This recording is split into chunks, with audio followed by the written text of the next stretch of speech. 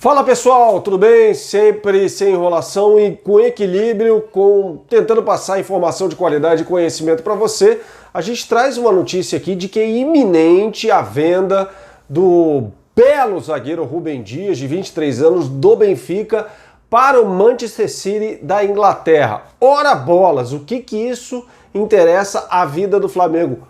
Muito, demais. Os valores dessa transação, que dependem agora de mínimos detalhes, seriam de 60 a 65 milhões de euros. Lembrando que o Benfica em junho fez um empréstimo, pegou um empréstimo bancário de 50 milhões de euros, claramente para atender a Jorge Jesus, né, e os pedidos de contratação dele, né? Chegaram o Cebolinha e o Weigl, por exemplo, meio-campista alemão, né?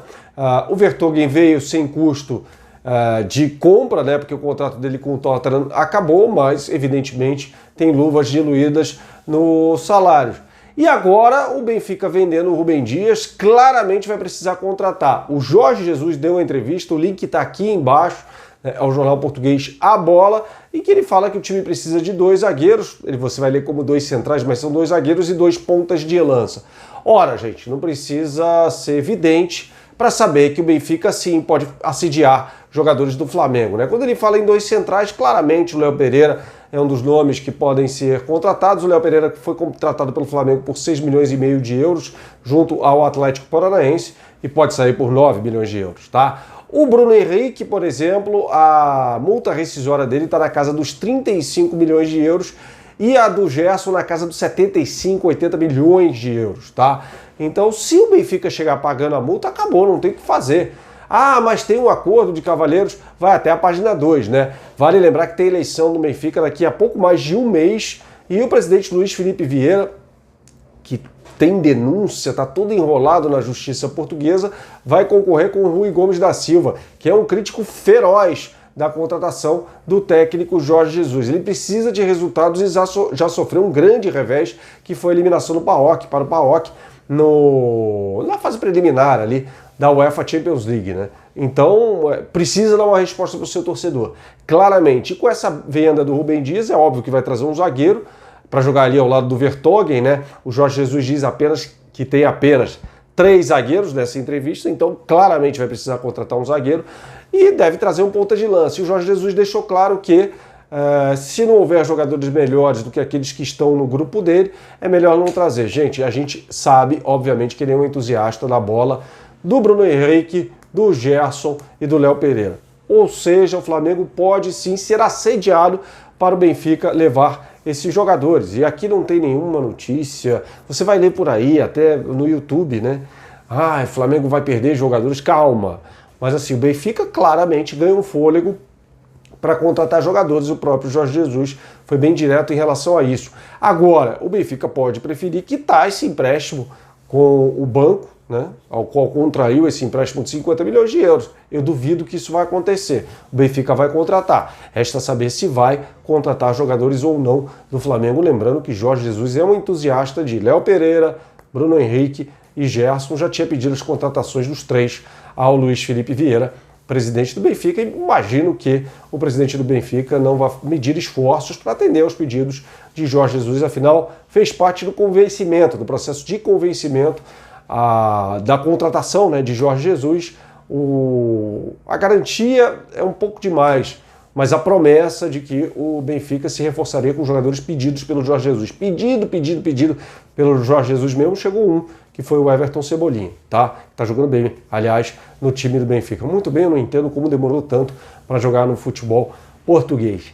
Para você que gosta de análise sobre futebol, e muita gente que me segue aqui, que está inscrita nesse canal, curte, acho que esse é o diferencial, de repente, desse canal, claro, sem perder a humildade, absolutamente nada disso, né? Mas para trazer análises legais sobre o futebol, o momento, né? E essa saída do Rúben Dias para o futebol inglês mostra um momento muito bom pelo qual passa o futebol português, né? Você pega a seleção portuguesa ontem, do goleiro ao ponta esquerda, como se falava antigamente, né? Antony Lopes, o goleiro do Lyon, né? Ele é franco-português, os goleiros mais subestimados do futebol europeu. É titular, né? Ganhou a vaga do Rui Patrício da seleção, acho que com toda a categoria. Os dois laterais, né? João Cancelo, que é subaproveitado, mal aproveitado no Manchester City, quando joga na lateral esquerda, fora de posição. Ele é muito melhor do que o Walker, né? Ele jogou até na eliminação para o Lyon, só que do lado esquerdo. O João Cancelo é um ótimo lateral. Rafael Guerreiro fez uma brilhante temporada, marcando gol pra caramba pelo Borussia Dortmund. Na zaga tem Rúben Dias, aliás, o único jogador do Benfica que é titular da seleção portuguesa é o Rúben Dias. O Pepe, né, continua na seleção, né, joga ali na zaga também ao lado, formando uma dupla interessante, né, com juventude versus experiência. O Pepe, para mim, que foi o principal jogador de Portugal na conquista da Euro em 2016. No meio-campo, experiência também, com o João Moutinho, tem o Danilo, jogador experiente também, meio-campista, e o Bruno Fernandes, né, que chegou arrebentando no Manchester United, um jogador brilhante.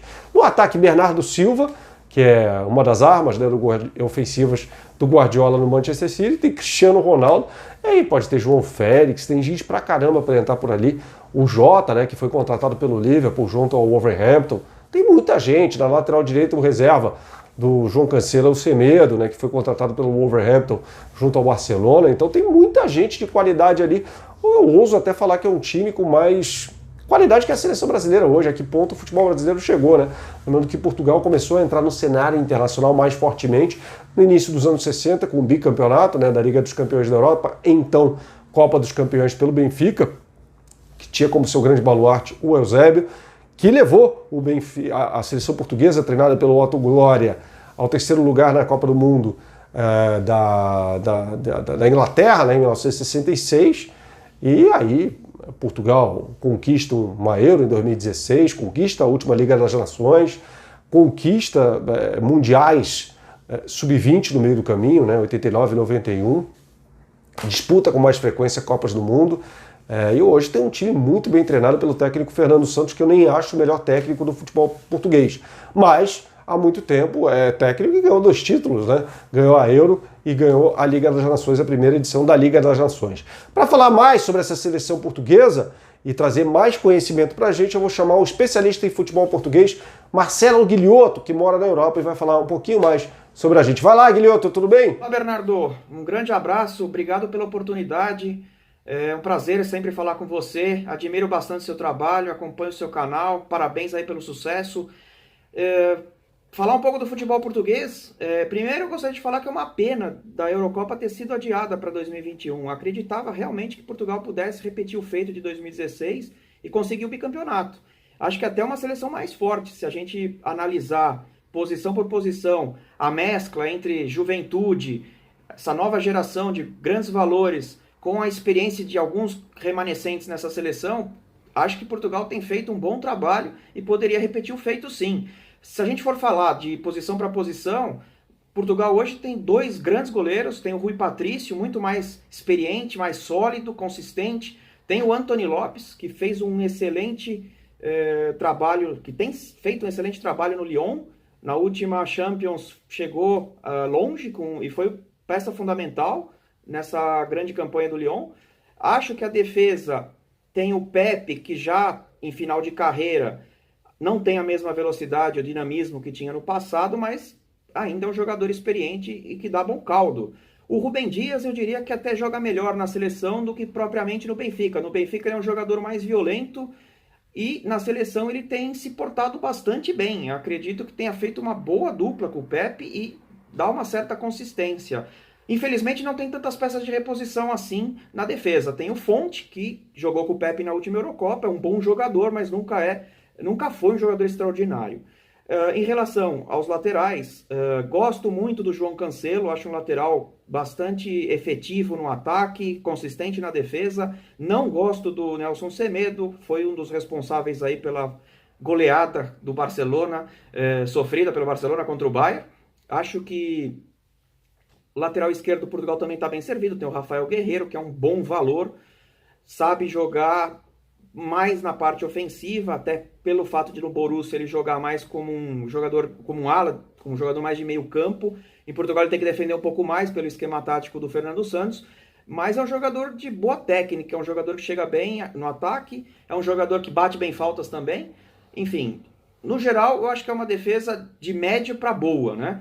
Quando a gente fala do meio do campo, acho que é a grande fortaleza da seleção portuguesa hoje, né? Se a gente pensar que tem um Danilo, que é um jogador muito rápido, muito voluntarioso na marcação, no desarme, na recuperação de bola, é um jogador bastante efetivo e consistente também no meio do campo. Nós temos aí o Bernardo Silva, que dispensa comentários, é um jogador que não fez parte da base da seleção de 2016, mas ganhou a posição e hoje é fundamental na seleção portuguesa. Tem o Bruno Fernandes, que despontou, também dispensa comentários, é um jogador que tem sido destaque no Manchester United, na verdade até mudou a história do Manchester United na última Premier League.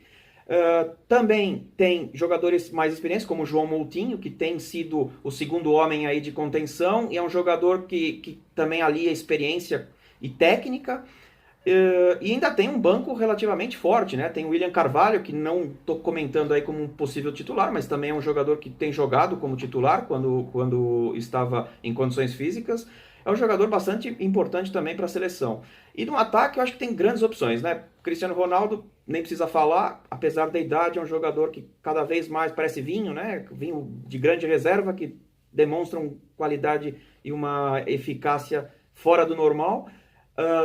Tem o João Félix, que tem aparecido agora ultimamente na seleção, é um jogador revelado pelo Benfica, que foi vendido para o Atlético de Madrid, não teve tanta oportunidade assim no Atlético de Madrid, mas é um jogador com muito talento e que pode fazer uma grande dupla com o Cristiano Ronaldo.